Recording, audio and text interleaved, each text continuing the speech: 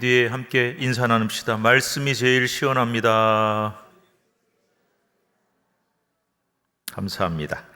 지난 시간 우리는 기도에 대한 말씀을 산상순을 통해서 나눠봤습니다. 가끔 우리가 이런 질문을 던져보곤 하죠.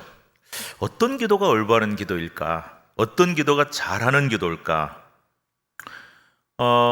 우리가 보통 이제 저분 기도 잘한다 그럴 때 어떤 기준을 가지고 많이 하느냐? 여러 가지 기준이 있죠.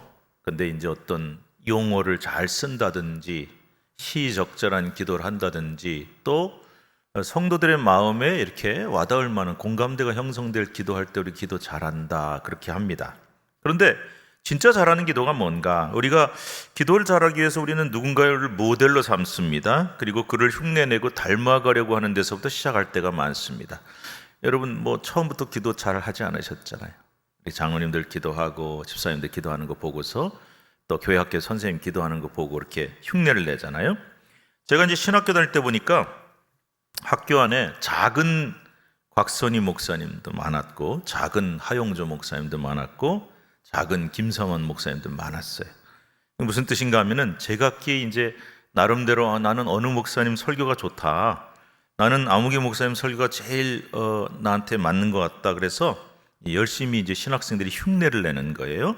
그래서 설교 내용도 흉내내보고 스타일도 흉내내보고 이렇게 제스처도 흉내내보고 심지어 목소리까지 이렇게 톤도 똑같이 흉내를 내려고 해서 우리끼리 이제 농담으로 그런 분들 설교들 어디서 많이 듣던 설교 같은데 어디서 많이 듣던 분위기인데 그래서 그렇게 불렀어요. 작은 곽선희 목사님, 작은 누구 목사님. 물론 자기가 다니는 교회 담임 목사님하고 비슷하게 또 흉내내는 경우도 많이 있었어요. 제가 오래전에 포항에서 목회할 때 큰 교회 부목사로 섬기는 후배 목사님이 설교를 하러 온 기회가 있었어요. 그런데 후배 목사님도 참 설교를 잘한다 이렇게 생각을 하고 듣는 중에 중간중간에 나오는 말투, 표현, 낱말 이런 게 이거 어디서 많이 듣던 것 같은데 근데 그 교회 담임 목사님하고 똑같은 거예요. 그래서 그냥 이렇게 웃음이 났던 기억이 납니다. 그런데 이거 틀린 거 아니에요. 처음에 다 그렇게 시작하는 거 아닙니까? 처음에는 어떤 목사님을 이제 모델로 삼아서 흉내도 내고 또 말투도 따라해보고 그러다가 어느 순간 그 수준을 넘어서서 나만의 설교 스타일을 개발하고 또 나만의 특징을 가진 설교가로 발전해 가는 것이죠. 다 그러다 설교가 느는 거예요. 기도도 마찬가지. 처음부터 기도하는 사람, 잘하는 사람 없잖아요. 처음 교회 나왔을 때 기억해 보십시오. 여러분 중에 이제 나는 어렸을 때부터 엄마 뱃속부터 다녔어. 그런 분들 말고 중간에 나오신 분들 기도하기 두려웠잖아요. 기도시키면 도망가지 않으셨어요? 그리고 저는 이런 얘기도 들었어요. 목사님, 자꾸 기도시키면 교회 안 나오는 수가 있습니다. 이렇게 협박도 하시고 그리고 구역장님이 돌아가면서 기도하는 건데 좀 하라 그러면 나 구역 예배 안 나온다고 그렇게 얘기도 해보고 또 막상 기도 시작할 때 좀 더듬더듬 하면서 하나님 아버지 하고 그 다음에 뭘 해야 될지 모르고 이제 이런 게 시작이 당연하죠.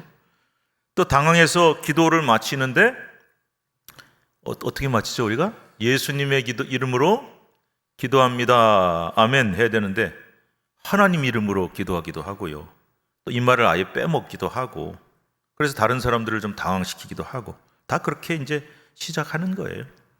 그래서 이럴 때 우리 마음속에 나도 기도 잘하고 싶은데 기도 잘하는 누구 좀 닮고 싶은데 우리 교회 참 그분이 기도 잘하는데 권사님 닮아가고 싶은데 이런 생각 들죠. 그러다 보면 이제 그분 기도를 따라해 보기도 하고 목소리나 톤도 흉내 내보기도 하고 그렇게 되는 거죠. 그러다 기도가 느는 거예요. 그리고 자신감도 생기고 자기의 어떤 기도 스타일이 생기는 거죠. 이런 의미에서 기도의 모범이 꼭 필요하다는 겁니다. 도대체 어떤 기도가 잘하는 기도냐? 어떻게 기도하는 게 좋은가? 만약 기도를 이렇게 하는 것이다 라고 하는 모범이 샘플이 있다면 얼마나 좋겠어요. 그래서 오늘 우리가 이 본문에 읽은 예수님이 가르쳐 주신 기도, 예수님이 가르쳐 주신 모범, 기도의 모범, 그게 뭐냐? 우리가 뭐라고 부르죠? 주기도, 주기도문 이렇게 부르죠. 주기도 혹은 주기도문이라는 말의 뜻이 뭔지 아시죠? 주님의 기도, 그런데 정확히 말하면 주님이 가르쳐 주신 기도, 주님이 가르쳐 주신 기도의 모범이라는 뜻이에요. 그래서 기도는 이렇게 하는 것이다. 예수님이 친히 가르쳐 주셨어요. 그래서 우리가 이 주기도문을 예배 때마다 기도회 때마다 모범 기도문으로 암송하는 거예요. 어떤 분이 그러시더라고요. 맨날 왜 주기도문 하세요? 사도신경 하세요. 그러니까 사도신경은 신앙 고백의 모범이에요. 샘플이에요. 그리고 주기도문은 기도의 모범이기 때문에 그걸 이제 우리가 모범 기도문을 암송을 하는 거죠. 자, 오늘은 이 주기도 혹은 주기도문을 살펴보려고 하는데, 오늘 본문 마태복음 6장 9절부터 주기도문이 나오고요, 신약에는 또 한 군데 주기도문이 나오는데 누가복음 11장 1절에서 4절에 주기도문이 또 나옵니다. 우리 한번 같이 읽어볼까요? 그냥 쭉 한번 같이 읽어봅시다. 시작. 예수께서 한 곳에서 기도하시고 마치심에 제자 중 하나가 여짜오되 주여, 요한이 자기 제자들에게 기도를 가르친 것과 같이 우리에게도 가르쳐 주옵소서. 예수께서 이르시되 너희는 기도할 때 이렇게 하라. 아버지여, 이름이 거룩히 여김을 받으시오며 나라가 임하시오며 우리에게 날마다 일용할 양식을 주시옵고 우리가 우리에게 죄 지은 모든 사람을 용서하오니 우리 죄도 사하여 주시옵고 우리를 시험에 들게 하지 마시옵소서 하라. 읽어보시니까 좀 마태복음하고 조금 다르죠? 거의 비슷하지만 조금 다르죠? 그래서 우리가 이따가 얘기하겠지만은 예배 때 암송하는 주기도문은 마태복음을 따른 것임을 알 수가 있어요. 내용은 같지만 누가복음은 조금 더 다르고 조금 더 짧다는 것을 알 수가 있는데, 맨 뒷부분에 마태복음에는 가로치고 나라와 권세와 영광이 아버지께 영원히 있사옵나이다 하고 나오는데 누가복음에는 이게 안 나와요.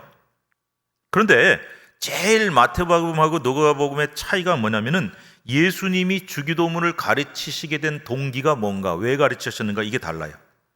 마태복음에 보면 오늘 우리가 읽은 것처럼 산상수훈 중에 예수님이 기도에 대한 얘기를 하시다가 기도는 골방에 들어가서 해라, 거리에 나가서 다 보는 데서 하고 그러지 마라, 좀 얘기하시다가 자연스럽게 기도의 샘플로 주기도문을 가르치신 것으로 되어 있는데, 누가복음에는 좀 다른 동기가 있어요. 제자 중에 하나가 예수님한테 부탁합니다. 우리한테 기도 좀 가르쳐 주세요, 주님.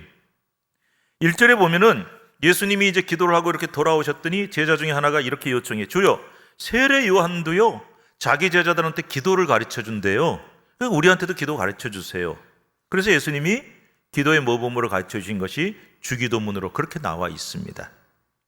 제자들도 오늘 우리처럼 어떤 기도가 좋은 기도고 어떻게 기도하는 것이 잘하는 기도인지가 궁금했어요.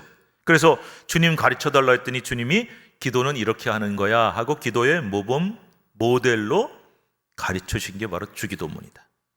그래서 사실 이 주기도문이 워낙 좀 뜻도 깊고 넓기 때문에 오늘 이 한 시간에 다 여러분께 살펴보기가 어려워요. 그래서 오늘은 그냥 주기도문 전체를 간략하게 살펴볼 수밖에 없고, 또 언젠가 때가 되면 좀 주기도문 강해 설교를 한 몇 주간 좀 한 절 한 절 좀 자세히 해야 될 필요가 있어요. 사도신경도 마찬가지로. 자, 오늘은 그냥 주기도문을 간단하게 살펴보면서 예수님이 주기도문에서 어떤 내용이 제일 관심을 가지셨는지를, 또 어떤 내용이 제일 기도에 중요하다고 말씀하시는지를 한번 살펴보도록 그렇게 하겠습니다. 자, 먼저 그러면 9절 상반절 앞부분을 한번 같이 읽어보도록 하겠습니다. 자, 시작. 그러므로 너희는 이렇게 기도하라. 그러므로라는 말은 주기도문 그 앞에 나온 예수님 말씀하고 연결이 되는 거예요. 그래서 우리 지난주 설교 이 시간에 5절부터 8절 봤죠? 6장에. 그게 전제가 된다는 뜻이에요. 그러므로라는 거는. 자, 앞에서 예수님 어떤 말씀하셨어요? 대표적으로 잘못된 기도가 뭔지를 가르쳐 주셨어요. 자, 우리가 누구에게 교육을 할 때 이렇게 해라, 이게 좋은 거다, 이렇게 가르치는 것도 효과가 있고요. 이렇게 하면 안 돼, 이렇게 하면 틀려, 그렇게 가르치는 방법도 있어요. 자, 후자예요. 그래서 자, 외식하는 기도, 겉으로만 잔뜩 부풀리고 꾸미는 기도 안 돼. 남에게 보이는 기도 안 돼. 그래서 대표적인 기도가 바로 그런 기도를 했던 유대인들, 종교 지도자들, 그리고 중언부언을 했던, 중언부언이란 말은 뜻도 없이 계속 같은 말을 반복하는, 기도를 많이 길게만 해야 된다고 생각하는 그런 이방인들의 기도에 대해서 지적을 하신 다음에 이제 오늘 구절에 가서는 그러므로, 자, 이게 이렇게 생각하시면 돼요. 자, 내가 앞에서 얘기한 게 잘못된 기도의 샘플이야. 그러니까 이제부터 너희들은 바른 기도를 이렇게 해라, 이런 뜻으로 보시면 되겠습니다. 그래서 산상수훈뿐만 아니라 제가 늘 강조하는 게 있어요. 성경 읽을 때 반드시 앞뒤 구절을 함께 읽으셔야 된다. 이게 이제 왜 중요하냐면요, 전후문맥이라고 부르는데, 이 말씀이 나왔을 때 앞에는 어떤 말씀이 나왔지, 뒤에는 어떤 말씀이 나왔지, 그래서 함께 살펴봐야 성경을 바로 이해할 수 있는데, 오늘도 이 상황에서 그러므로라고 할 때 왜 예수님이 주기도문이라고 하는 기도의 샘플 모범을 보여주셔야 되는가, 이제 그것을 설명하고 있는 것이죠. 자, 그래서 이제 9절 뒷부분부터 주기도문이 시작이 됩니다. 주기도문 다 외우시죠? 외우세요, 안 외우세요? 외우죠. 저는 교회를 좀 늦게 다녔다 그랬잖아요. 교회 가니까 뭐 자꾸 외우라 그러더라고요. 주기도문 외워라, 사도신경은. 그렇게 안 외워져요. 예. 그래서 참 고생을 했었는데, 자, 우리 성경 보지 말고 우리가 예배 시간에 외우는 주기도문 한번 같이 외워볼까요? 여러분 표정이 이렇게 불안한 표정을 지으십니까? 예, 다 하실 수 있죠? 자, 한번 같이 읽어봅시다. 혹시 글씨가 나와버리네. 같이 읽어보죠. 외우시면 더 좋아요. 자, 읽어봅시다. 시작. 하늘에 계신 우리 아버지, 아버지의 이름을 거룩하게 하시며 아버지의 나라가 오게 하시며 아버지의 뜻이 하늘에서와 같이 땅에서도 이루어지게 하소서. 오늘 우리에게 일용할 양식을 주시고 우리가 우리에게 잘못한 사람을 용서하여 준 것 같이 우리 죄를 용서하여 주시고 우리를 시험에 빠지지 않게 하시고 악에서 구하소서. 나라와 권능과 영광이 영원히 아버지의 것입니다. 아멘. 시험 본 거 아닙니다. 근데요, 누가 그러시더라고요. 교회에 이제 나온 지 얼마 안 되면, 오래전인데, 목사님 참 어렵게 주기도문이었더니 왜 바꿉니까? 여러 해 전에 한번 바꾼 적이 있었죠. 그래서 조금 달라졌어요. 아예 어렵게 외웠는데 왜 바꾸십니까? 그래서 한동안, 몇 년 동안, 지금도 그럴걸요, 헷갈리는 거예요. 옛날 주기도문이 자꾸 나와요. 수십 년 동안 외웠기 때문에. 자, 그런데 이거를 이제 개정된 주기도문이라고 하는데, 오늘 마태복음의 6장 9절부터 나오는 주기도문을 기준으로 한 건 맞는데 좀 달라요. 그래서 이게 왜 이런 현상이 나타나냐면은, 성경을 우리가 지금 보고 있는 게 개역 개정판입니다. 옛날 한글판 성경을 개정한 거예요. 그런데 주기도문도 새롭게 개정하다가 이거를 맞추지를 않았어요. 그래서 이게 좀 달라진 겁니다. 어쨌든 한 절 한 절 좀 살펴보기가 쉽지는 않지만 전체적으로 어떤 기도를 담고 있고 무엇을 강조하고 있는지 한 서너 가지의 강조점을 제가 정리해서 말씀을 드리도록 하겠습니다. 자, 먼저 주기도문은 기도의 모범이라고 했는데, 가장 중요한 게 뭐냐? 특별히 기도의 순서에 대한 가르침이다. 여기 중요해요. 따라합시다. 기도의 순서. 주기도문은 기도의 모범이고 샘플인데 뭘 제일 중요하게 가르쳤다? 기도의 순서. 여러분, 우리 기도 한번 살펴보세요. 저는 가끔 그런 얘기를 해요. 자기가 어떤 기도하는지 사실 잘 몰라요. 이제 기도, 우리 집사님이나 권사님들, 장로님들 기도 인도하러 나오실 때, 대표 기도하는 말은 정확하게 따지면 맞는 말이 아니니까요. 기도 인도하러 오실 때 써오시는 분들이 있어요. 그러면 쓰다가 생각을 많이 하기 때문에 아는데, 그냥 일반적으로 기도하는 건 잘 하고도 기억을 못해요. 그래서 제가 가끔 이런 얘기를 합니다. 녹음 좀 한번 해보세요. 그럴 때가 있어요. 뭐 핸드폰에 요새 스마트폰에다 녹음 기능이 있으니까 기도 녹음해 보세요. 한번 해봤는데 저도요, 깜짝 놀랐어요.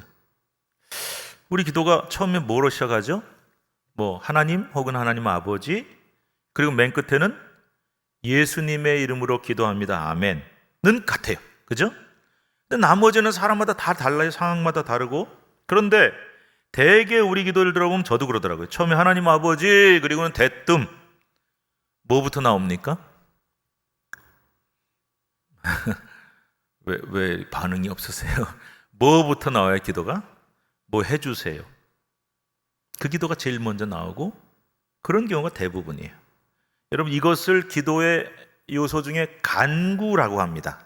간구란 말 아시죠? 간절히 구하는 거예요. 하나님 도와주세요. 자, 기도의 간구가 들어가야 돼요, 안 들어가야 돼요?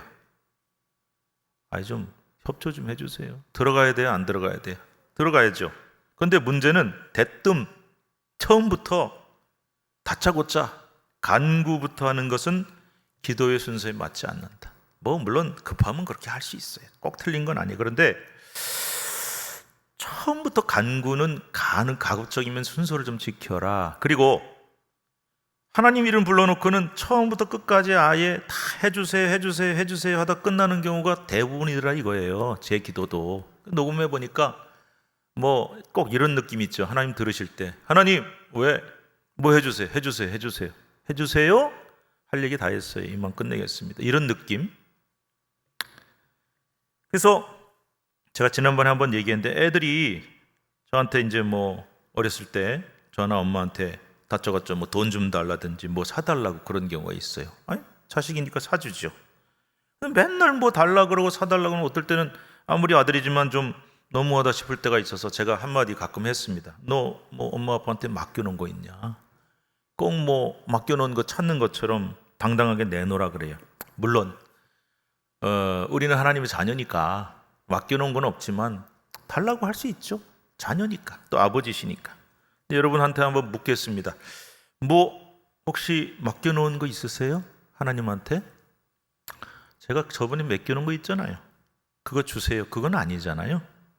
근데 맡겨놓은 거 찾는 듯이 다짜고짜 주세요만 하면 하나님도 기분이 별로 안 좋으실 것 같아요. 그래서 여러분, 부모에게 자녀가 달라 그럴 때 물론 자녀니까 달라고 할 수 있죠. 그런데 부모님의 그동안 주신 것에 대한 고마움은 있어야 돼요. 맞죠? 그리고 무엇보다 좀 공손하고 겸손한 마음으로 구해야 돼요. 그래서 고마움도 표현할 줄도 알고, 보면은 이제 자녀들이 많으면은 똑같이 나눠주고 똑같이 용돈 주고 사탕 줘도 맡겨놓은 것처럼 그렇게 당연하게 생각하는 자녀도 있고, 하다못해 말 한마디라도 고맙습니다 하는 자녀 있는데, 고맙습니다 하면 이쁘잖아요. 더 주고 싶잖아요. 그래서 우리가 하나님한테 맡겨놓은 것처럼 당당하게 주세요만 하면 하나님도 우리한테 그러실 것 같아요. 야, 너 나한테 맡겨놓은 거 있냐? 그러실 수 있어요. 그러니까 간구도 필요하지만 간구 전에 우리가 먼저 기도해야 될 순서가 있다. 그래서 그 요소를 가르쳐 준 게 주기도문이에요. 그러면 자, 순서 얘기했어요. 간구부터 하는 거 아니다.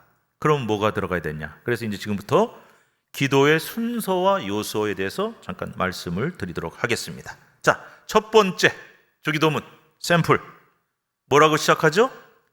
하늘에 계신 우리 아버지요. 이게 뭐냐?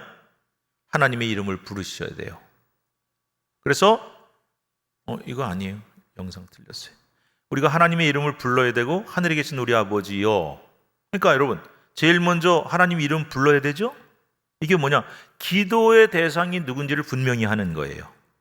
우리의 기도를 들으시고 우리의 기도를 받으시고 응답하실 분은 오직 하나님 한 분뿐이라는 뜻이에요. 그리고 하늘에 계신 우리 아버지라는 말을 쓰는 것은 그분이 나와 상관없는 하나님이 아니라 나의 아버지가 되신다는 사실을 분명히 하는 거예요. 그래서 마태복음 7장 11절에 보면은 너희가 악한 자라도 좋은 것으로 자식에게 줄 줄 알거든 하물며 하늘에 계신 너희 아버지께 구하는 자에게 좋은 것으로 주시지 않겠느냐, 이 말씀을 생각나게 하는 거죠. 그래서 하나님 하고 부르셔도 되지만 하나님 아버지, 그분은 모든 내 기도를 들으시고 응답할 수 있는 능력이 있지만 무엇인지 줄 수 있는 분이시지만 나의 아버지시다. 악인이나 나쁜 사람들도 자기 자식은 극진히 끔찍이 아끼는데 하물며 하늘에 계신 아버지께서 자기 자녀들에게 좋은 것으로 주시지 않겠냐? 하나님 아버지 하고 부르시란 얘기예요. 자, 두 번째 기도의 순서와 요소를 쭉 말씀드립니다. 하나님을 위한 기원이 있어요. 이게 왜 중요하냐? 우리는 뭐부터 시작한다고요? 보통 누구를 위한 기도? 나를 위한 기도, 나를 위한 기원, 나를 위한 간구. 그런데 아니에요. 주기도문 하나님 아버지 하고 부른 다음에 하나님을 위한 기원부터 먼저 들어갔어요. 이름이 거룩히 여김을 받으시오며. 누구의 이름? 누구의 이름? 하나님의 이름이에요. 그래서 하나님의 이름이 거룩하게 되시기를 먼저 기도해라. 이게 무슨 말이냐? 나 자신을 위한 간구를 하기 전에, 나 뭐 달라는 기도하기 전에 먼저 기도할 내용은 하나님을 위한 기원이고요. 그래서 기도를 위한 순서 중에 제일 중요한 게 이거예요. 내 자신보다 하나님을 위한 기도를 먼저 해라. 그래서 그 하나님을 위한 기원 중 첫 번째가 하나님의 이름이 거룩하게 되시기를 바랍니다 라는 기도예요. 뭐 우리가 그 기도 안 한다고 하나님의 이름이 거룩하지 않습니까? 아니죠. 그러나 아까 제가 그랬죠. 부모한테 뭐 달라 그럴 때도 당당하게 맡겨놓은 것처럼 주세요가 아니라 먼저 그동안에 베풀어 오신 하나님, 부모님의 은혜에 대해서 고마워하는 마음을 가져야 되는 것처럼 우리도 하나님한테 기도할 때 우리의 기도에 대신 대상인 하나님의 영광과 그분의 이름이 거룩해지기를 기원하는 기도를 먼저 하셔야 된다는 얘기예요. 그래서 하나님 앞에 제일 먼저 영광 돌리세요. 자, 제일 좋은 기도의 샘플 뭐냐? 하나님 아버지 주세요가 아니라 하나님 아버지, 하나님 영광 받아 주시옵소서. 하나님 감사합니다. 이 기도부터. 아시겠죠? 예, 너무나 중요해요. 그 다음에 또 하나님을 위한 기도 2가 있어요. 두 번째가 있어요. 그것도 뭐냐? 하나님의 나라와 뜻이 이루어지기를 위해 기도해라. 여기에 해당되는 게 뭡니까? 나라가 임하옵시며 뜻이 하늘에서 이루어진 것 같이 땅에서도 이루어지이다. 그러니까 하나님을 위한 기도 첫 번째, 하나님 영광 받아주세요. 하나님 이름이 거룩하게 되기를 바랍니다. 두 번째, 하나님의 나라가 임하기를 바랍니다. 하나님의 뜻이 이루어지기를 바랍니다. 마태복음 6장 33절, 너희는 먼저 그의 나라와 그의 의를 구하라 하는 말씀처럼 우리는 내 뜻을 구하기 전에 하나님의 나라를 위해 기도하고, 내가 원하는 것을, 내 뜻을 구하기 전에 하나님의 뜻이 이루어지는 것을 위해서 먼저 기도하셔야 한다는 것입니다. 그래서 제가 오늘날 말로 바꾸면은 이렇게 되는 거죠. 하나님 아버지, 하나님 영광 받으시옵소서. 하나님 감사합니다. 하나님의 나라가 이곳에 이루어지고 또 하나님의 뜻이, 하나님의 의가, 하나님의 공의와 정의와 하나님의 뜻이 이곳에 이루어지기를 바랍니다. 이렇게 기도가 먼저 나오는 게 좋은 기도의 모범이다. 그러니까 이제 뭐 늘 그렇게만 할 수는 없다 그랬죠. 아까 급한데 어떻게 해요? 뭐 달라고 기도 먼저 해야죠. 그런데 일반적인 기도하실 때는 꼭 기도 순서 이렇게 하시라. 아시겠죠? 뜻을. 자, 그 다음에 이제 네 번째로 들어가서, 그 다음에 이제 비로소 하나님을 위한 기도가 2가지 들어간 다음에 비로소 우리 자신, 사람을 위한 기도가 들어가요. 그게 뭐냐? 일용할 양식이에요. 오늘 우리에게 일용할 양식을 주시옵고 그랬죠? 이건 이제 생계나 뭐 물질이나 나에게 필요한 것들을 구하는 기도인데, 하나님의 영광과 뜻을 위해 기도한 다음에 그 다음에 우리한테 필요한 걸 구하라 이거죠. 일용할 양식이라든지 내 생계라든지 물질이라든지 건강이라든지 그런 걸 아뢰라는 거예요. 다시 말씀드립니다. 이거부터 제일 먼저 나올 때가 너무나 많다. 대부분이 그렇다. 근데 이 기도 해야 되지만, 꼭 있어야 되고 필요하지만 하나님 위한 기도 먼저 하고 나 자신을 위한 기도를 하는 게 좋은 순서고 모범이다. 됐죠? 그 다음에 우리 자신, 사람을 위한 간구 2번째, 아까는 일용할 양식이었는데 이번에는 또 뭐가 나오냐? 타인과 나 자신의 죄를 용서해달라는 기도가 등장을 합니다. 우리가 우리에게 죄 지은 자를 사하여 준 것 같이 우리 죄를 사하여 주시옵고 이렇게 나오죠. 자, 죄 용서를 구하는 기도가 있어요. 그래서 예수님이 주기도문을 가르치실 때 굉장히 중요한 핵심이 여기 들어 있습니다. 이건 뒤에 다룰 텐데요. 자, 여기서 또 한번 짚고 넘어갑니다. 우리 기도에 꼭 들어가야 될 것 중에 하나가 회개입니다. 회개. 여러분, 회개할 일 있습니까? 없습니까? 다 있어요. 근데 우리 기도는 아까도 계속 말씀드렸지만 간구만 하다 끝날 때가 있는데, 하나님 영광을 위한 기도가 꼭 먼저 들어가야 되고 그 다음에 회개가 들어가야 돼. 나의 잘못, 나의 허물, 나의 문제들을 회개하는 기도가 들어가야 돼. 이건 조금 있다가 워낙 중요하니까 따로 한번 다뤄보겠습니다. 그 다음에 우리 자신, 사람을 위한 간구 또 3번째가 있습니다. 여기에 해당되는 게 우리를 시험에 들게 하지 마시옵고 다만 악에서 구하옵소서. 뜻이 뭐냐? 시험에 들지 않게 악에서 구해주세요. 이런 간구예요. 하나님, 세상에 시험 들 일이 너무나 많습니다. 악이 너무나 많고 죄가 너무 많은데 그 죄에서 저를 구해주시고 늘 보호해주세요. 하나님, 그렇게 보호와 인도하심을 위해서 기도해야 된다. 됐죠? 그러니까 여러분, 제가 꼭 주기도문이랑 똑같이 기도하라고는 말 안 하지만 기도의 가장 중요한 순서, 중요한 요소가 다 들어가 있어요. 그래서 제가 설명을 드렸으니까 여러분 앞으로 기도하실 때는 지금도 잘하고 계시지만 좀 더 좋은 기도, 좀 더 하나님 기뻐하시는 기도, 좀 더 하나님이 응답하실 기도를 할 때는 그동안에 혹시 부족했던 부분들 좀 더 넣고요. 회개라든지 하나님 영광에, 그 다음에 하나님의 인도하심과 보호하심, 시험 들 일 많고 죄 지을 일 많으니까 그 기도를 여러분들 꼭 하시라는 거죠. 자, 이제 잠깐 딴 얘기하면요, 우리가 이제 자녀를 위해 기도합니다. 근데 여러분, 자녀 위해 될 때도 똑같아요. 현상이 해달라는 기도 시작해서 끝날 때가 많아요. 뭐 공부 잘하게 해주세요, 뭐 건강하게 해주세요, 좋은 학교 가게 해주세요, 취직 가게 해주세요, 시집장가. 그런데 그 중에 아주 중요한 기도, 당연히 하나님 영광과 감사, 그리고 시험에 들지 않게 구해달라는 기도가 꼭 들어가야 돼요. 왜? 죄 지을 일이 너무 많아요, 세상에. 제가 가만히 생각해 보니까 저 어렸을 때보다 지금 죄 지을 일이 10배는 많아진 것 같아요. 그리고 죄 짓기가 10배는 쉬워졌어요. 제가 이 얘기를 한번 하면 공감이 가실 거예요. 옛날에 죄 지으려면 어디를 가야 돼. 그리고 뭔가 생각을 하고 마음을 먹고 죄를 져야 되는데 요즘은 그럴 필요 하나도 없어요. 누구하고 같이 갈 이유도 없어요. 그냥 핸드폰 하나로도 얼마든지. 또 우리 애가 일찍 들어와서 방에 잘 있네? 다행이다, 안심이다. 절대 안심할 수 없어요. 그 방에서 무슨 일이, 역사가 일어날지 아무도 몰라요. 뭐 하고 있을지. 그래서 제가 다시 말씀드리지만 죄 지을 일이 세상보다 옛날보다 10배는 많아졌고 10배는 쉬워졌다. 그래서 시험에 들지 않게 악에서 구해달라는 기도가 더 많이 필요한 시대가 됐다. 그래서 해달라는 기도만 하지 마시고 간구를 하십시오. 보호를, 인도하심을. 자, 그 다음에 이제 7번째가 송영이라고 해요. 우리 찬양대 왜 예배 끝나면 송영하잖아요. 그거랑 똑같아요. 덕솔로지라고 하는데, 독소라는 게 이제 영광이라는 뜻이에요. 그래서 하나님의 영광을 올려드리는 송영. 나라와 권세와 영광이 아버지께 영원히 있사옵나이다. 아멘.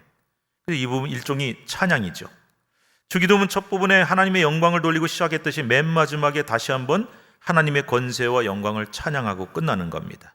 그래서 전문적인 용어로 덕솔로지라고 하는, 송영이라고 하는데, 예배 끝나고 축도하면은 찬양대가 송영하듯이 마지막으로 하나님께 영광 올려드리고 찬양하고 끝나는 겁니다. 혹시 여러분 개정되기 전에 옛날 주기도문 생각나세요? 옛날 주기도문이 지금하고 좀 다른데 제일 큰 차이, 나라가 임하옵시며 안 그랬거든요. 기억나세요? 나라이 임하옵시며 그랬어요. 그 문법이 맞아요, 틀려요? 우리 한글 문법에 나라가지 나라이가 아닙니다. 근데 왜 그게 그대로 남아 있었냐? 그게 한글 옛날 맞춤법이 옛날에는 다 가가 아니라 이였어요. 근데 그거를 한글 맞춤법은 개정을 했는데 이 주기도문은 안 바꾼 거예요. 수십 년간을 그냥 우리는 나라이 나라이 하고 있었어요. 그래서 이게 개정하면서 맞춤법에 따라서 바뀌었고, 그 다음에 나라와 권세 영광이 할 때 옛날에 뭐 말 하나 들어가 있었는데, 낱말이 혹시 기억나세요? 대개 주의 나라와, 처음 들으시는 것처럼 옛날에 있었어요, 없었어요? 대개 주의 나라. 누가 그런 농담을 하더군요. 저 포항에 있을 때 하나님의 나라가 우리나라에 제일 먼저 임한대요. 어느 동네에 임하냐 했더니 영덕에 임한대요. 영덕엔 대개가 많기 때문에. 그래서 제가 웃고 말았는데, 여러분 대개가 아닙니다. 대개입니다. 근데 사람들이 지금은 없어졌어요. 근데 찬송가에 보면은 대개 주의 나라 이렇게 아직은 남아있어요. 그래서 이게 이제 오해 소지가 많은데, 대개 그러면 대개 뭐 그런 뜻이야, 아니면 대강 이런 뜻이야, 그렇게 해석을 하는데 그 잘못된 거거든요. 대개라는 말이 중국어 성경 번역에서 왔는데, 대개라는 한자를 한번 보시면은 말 그대로 해석하면 아마도, 대개, 대략, 대체적으로. 근데 이건 번역을 잘못한 거예요. 중국에서 번역할 때 틀렸어요. 그래서 영어 성경에 보면 대부분 for라고 하는 말을 쓰거든요. 그래서 대략 대체로 대강이 아니라 왜냐하면 이는 이렇게 번역하는 게 맞아요. 참고로만 알아두세요. 옛날에 그런 말이 있었다. 자, 맨 마지막에 이제 주기도문 마지막 뭘로 끝나죠? 주의 나라 주의 권세 영광 아버지께 영원히 있사옵나이다. 아멘. 아멘 꼭 하셔야 돼요. 기도 끝나면 아멘 하세요. 이럴 때 아멘 좀 하시면 얼마나 좋을까요? 기도 끝나면 꼭 아멘 하세요. 왜 하시는지 아세요? 우리가 기도 끝나면 왜 아멘해요? 아멘이라는 말이 히브리어예요. 뜻이 뭐냐? 진실로. 진실로. 그래서 예수님이 내가 중요한 얘기 하실 때 내가 진실로 진실로 너에게 이르노니 그 아멘 아멘이에요. 진실로. 또 이거를 응용하면 뜻이 뭐냐? 아, 맞습니다. 저도 동의합니다. 정말 그렇습니다. 이런 뜻이에요. 그러면 여러분 아멘 왜 해야 돼요? 진실로 그렇게 되길 바랍니다. 저도 동의합니다. 저도 그렇게 되기 바랍니다. 그러니까 다른 사람이 기도했단 말이에요. 내가 기도할 때도 마찬가지 예수님 뭐 쭉 한 다음에 꼭 그렇게 되기를 바랍니다. 진실로 원합니다. 아멘 꼭 하셔야 되고 다른 사람이 앞에서 기도하면은 끝날 때 기도 잘하네. 아이고 기도 참 잘했다. 누가 여러분 보고 심사하라 그랬습니까? 제가 아까 대표 기도란 말은 명확하게 하면은 틀린 말이라 했어요. 대표로 기도하는 거 아닙니다. 기도를 인도한다는 말이 훨씬 맞습니다. 왜?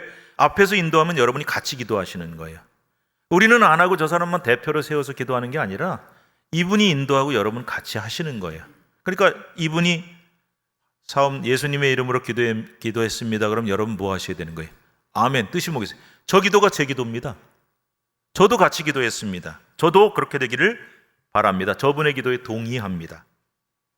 그래서 아멘 하셔야 되는 거예요. 아멘 한번 해보실래요? 아멘. 제가 기도한 대로 되기를 진심으로 바랍니다 라는 뜻이에요.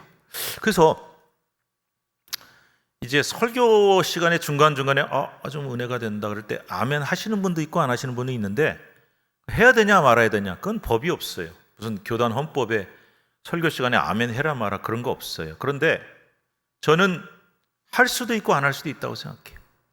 설교 시간에 은혜가 되는데 아멘 안 한다고 뭐라 그럴 마음도 없고 틀린 것도 아니에요. 다만 여러분 마음속에 이럴 때 아멘 하셔야 될 거 아니에요? 이렇게 강요하면 안 돼요. 아니 나는 동의가 안 되는데 어떻게 아멘을 해요? 그래서 제가 이제 기준을 하나 말씀드리면은 어느 교회를 가니까요 아멘 했더니 목사님만 야단치시더라고요. 가만히 있으라고 조용히 하라. 그런 교회도 있어요. 또 어떤 교회를 가면은 아멘 하세요 이렇게 안 하면 큰일 날 것 같은. 근데 저는 그거보다는 여러분이 자연스럽게 설교를 듣다가 내가 참 동의가 된다. 뜻 아시겠죠? 은혜가 된다. 동의가 된다. 아멘. 또 기도 듣다가도 저 기도가 참 내 기도고 은혜가 되고 동의가 된다. 그러면 아멘 하시면 돼요. 자연스럽게 자발적으로 그렇게 하셔야 이제 기도가 완성이 되고요. 자, 우리가 이제 마지막으로 한 가지 또 생각해 볼 게 있는데 기도의 끝부분에 들어가는 예수님의 이름으로 기도합니다 라고 우리가 기도하잖아요. 주기도문에는 안 나와요. 그래서 누가 묻더군요. 기도의 샘플인데 기도의 기준인데 왜 예수님의 이름으로 기도합니다가 안 나올까요?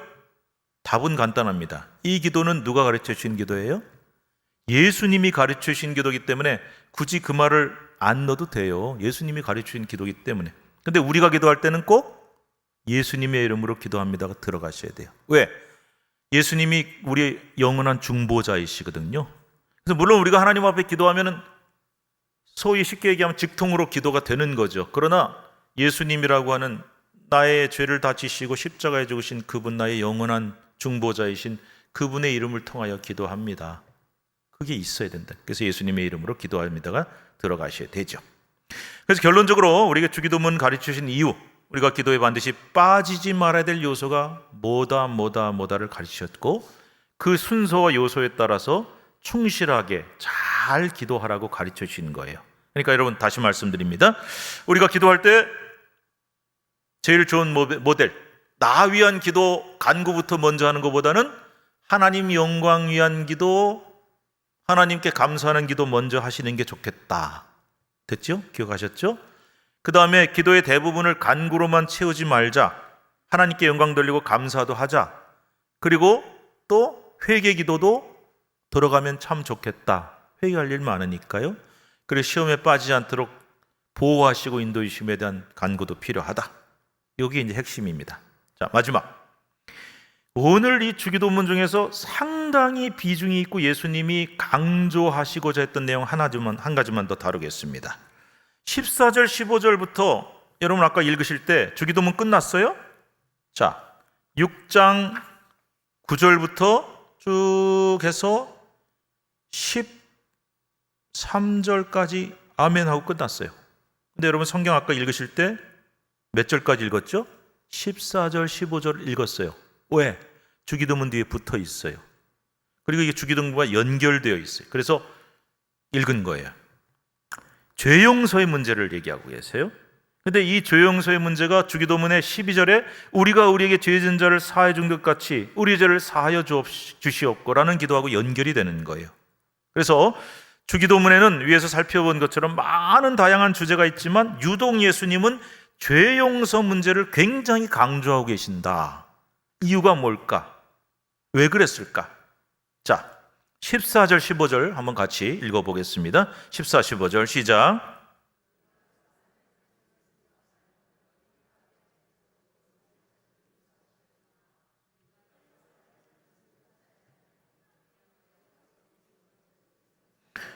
요게 뭘 좀 자세히 설명해 놓은 것 같아요. 아까 12절에 나왔잖아요. 우리가 우리에게 죄 지은 자를 사해 준 것 같이 우리 죄를 사해 달라고.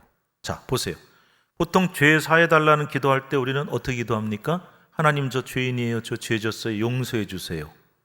근데 여기는 어떤 전제가 있습니까? 우리가 다른 사람이 나한테 죄 지은 거를 용서해 준 것처럼 내 죄도 용서해 주세요. 뭐라?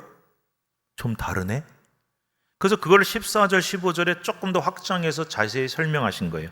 너희가 왜 그렇게 기도해야 되느냐? 내 죄 용서해 주세요. 이 기도보다 내가 다른 사람 용서해 준 것처럼 내 죄를 용서해 주세요라는 기도가 왜 중요하냐? 너희가 다른 사람의 잘못 용서하면 아버지도 너희 잘못을 용서해 주시지만 너희가 다른 사람의 잘못을 용서하지 않고 나오면 너희 잘못도 용서 안 하신다. 큰일 났네요. 그래서 잘못이란 죄나 실수예요. 남들이 나한테 죄 짓거나 실수를 했어요. 그런데 내가 용서할 수 있다면 하나님 아버지도 내 죄를 용서해 주시고 실수를 용서해 주지만 우리가 그 사람 용서하지 못하면 하나님도 우리를 용서하지 않으신다는 거예요. 이 말의 의미를 정확하게 이해하셔야 됩니다. 이 말은 자신이 도저히 용서받을 수 없는 죄인임을 깨달은 사람, 나아가 그럼에도 불구하고 하나님의 용서를 받았다는 사실을 아는 사람은 남을 용서할 수 있다는 뜻이에요. 내가 하나님 앞에 죄를 지은 죄가 그냥 보통 죄가 아닌 거예요. 도저히 용서할 수 없고 절대로 용서 못 받을 죄를 내가 하나님께 용서를 받았단 말이에요. 그걸 아는 사람은 다른 사람도 용서할 수 있다. 근데 도저히 저 사람 용서가 안 돼. 인간적으로는 도저히 용서가 안 돼. 그런데 하나님도 절대 용서받을 수 없는 죽을 수밖에 없는 죄인인 나를 용서해 주셨잖아. 그래서 용서가 가능하다는 뜻이에요. 이 사실을 설명하기 위해서 예수님은 마태복음 18장에 가면은 너무나 잘 아시는 10,000달란트 빚진 자와 100데나리온 빚진 자의 비유를 들려주시죠. 베드로가 예수님께 물었어요. 예수님, 형제가 나한테 죄범하면 몇 번이나 용서해 줄까요? 7번쯤 하면 되겠습니까? 그 당시에 랍비가 가르쳤대요. 한 3번 용서하면 훌륭한 사람이다. 자, 여러분, 저나 여러분이나 3번 용서하면 위대한 사람이에요. 한 번도 어려운데. 근데 7, 그럼 7이란 말은 완전수거든요. 요 정도 하면 제가 진짜 용서 잘하는 사람 최고죠.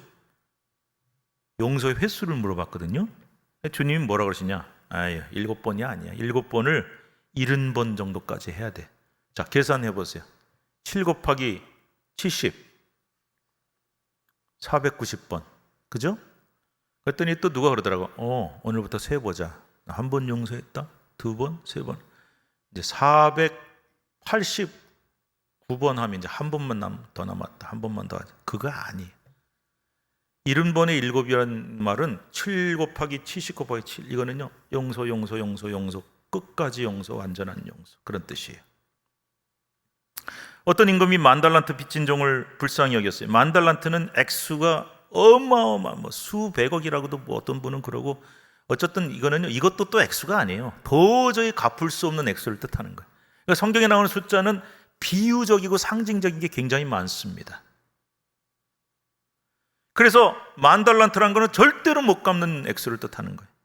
그래서 왔는데 저 불쌍히 여겨주세요 했더니 그래 탕감해 줄게. 그런데 야 신난다. 집에 가다가 누굴 만난 거예요? 자기한테 100데나리온 빚진 동료를 만났어요. 100데나리온도 적은 거 아닙니다.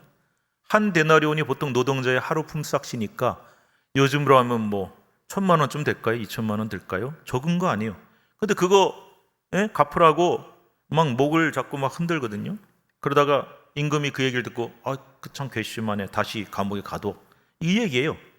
근데 여러분 다 아시는 얘기잖아요. 근데 그 얘기 결론에서 주님이 이렇게 말씀하세요. 마태복음 18장 35절 말씀 읽읍시다. 35절 시작. 너희가 각각 마음으로부터 형제를 용서하지 아니하면 나의 하늘 아버지께서도 너에게 이와 같이 하시리라. 얘기가 뭐예요? 너희가 남 용서 못하면서 나한테 용서해달라고 그러지 마라. 거꾸로 얘기해 볼까요? 내가 너를 10,000달란트라고 하는 도저히 갚을 수 없는 액수를 탕감해 줬는데 그거에 비하면 아무것도 아닌 100데나리온을 못 갚는다고 그 사람 목을 잡고 힘들어? 난 그 사람 용서 안 해. 자, 요즘 말로 바꿔볼게요.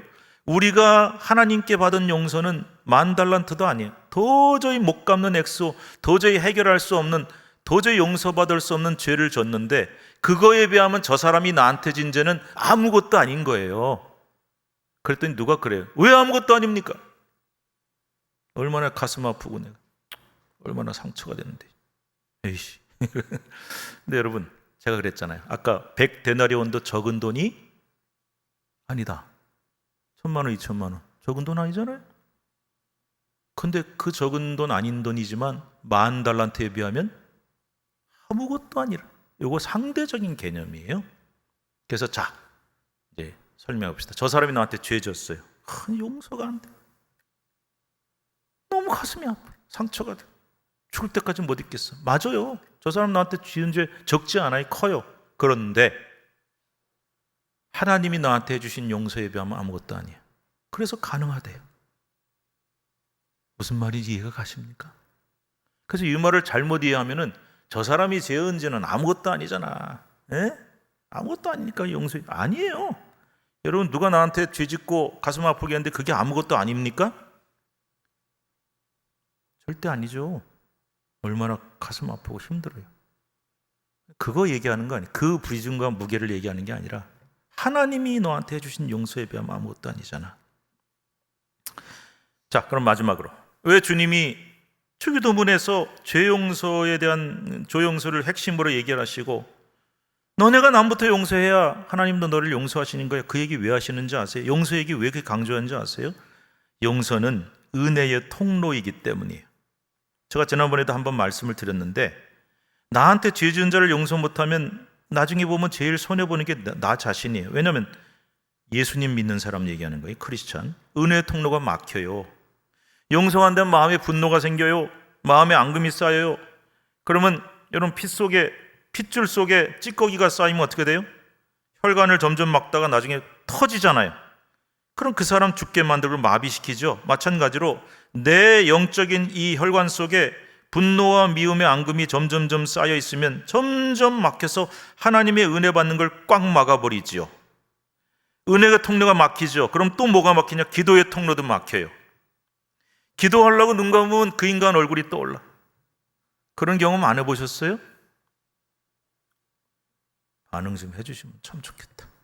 근데 반응이 사실 안 나오죠. 기도하려고 눈을 감았는데 그 인간 얼굴이 떠오르고 분노가 떠오르고 화가 치밀고 기도 못해요. 그런 경험 안 해보셨습니까? 분노가 은혜를 막고 기도를 막고 하나님과의 관계도 막히게 돼요. 근데 반대로 힘들지만 굉장히 어렵지만 용서하고 분노를 풀면 그동안 꽉꽉 막혔던 은혜의 통로가 뻥 뚫리고 닫혔던 기도의 문이 활짝 열리고 하나님과의 관계도 시원하게 뚫리는. 결국 주님은 인간관계 용서가 인간관계로 끝나는 것이 아니라 하나님과의 관계를 좌우하더라. 기도 생활도 좌우하더라. 이걸 가르치시려고 주기도문에다가 이걸 넣으신 거예요. 핵심이. 오늘 우리는 예수님이 친히 가르치신 주기도문을 통해서 기도의 모범을 배웠고 기도의 올바른 순서 내용이 뭔지를 배웠습니다.